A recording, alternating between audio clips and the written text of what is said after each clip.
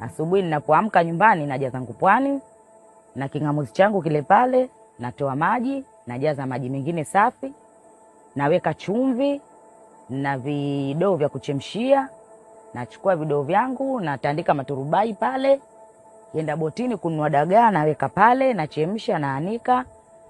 Wakisha kauka jioni naondoa. Akija mteja na chekecha lile dagaa. Kisha chekecha napima, naweka kwenye roba, tunahesabu, mteja anipa pesa zangu, aenda zake, na mimi nachukua pesa zangu, nafanya maisha yangu. Mauzo hapa yanafanyika kwa kupima kwa ndoo. Inategemea biashara.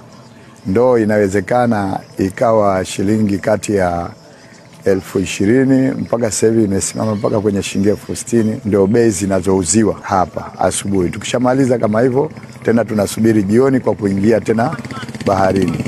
Ikifika mwezi 10 au mwezi 11, mwezi ule ndio tunapandisha juu kwa matengenezo ya matayarisho ya bamvua jingine. Hizo ndio shughuli zetu zinavyokwenda. Sisi ndio bodaboda ambao ndio wabebaji. Tunabeba wanapoingia hii boti, huwa tunaenda tunaminyana kwenda kugombea, kila mtu apate riziki. Na kutoka kwenye boti nategemea na sehemu unapopeleka samaki. Aidha zikawa uono, dagaa ama samaki. Kwa hiyo una uwezo wa kutoa hapa ukapandisha juu ukalipwa kwa 1,500, ikipita kidogo unalipwa kwa 2,000.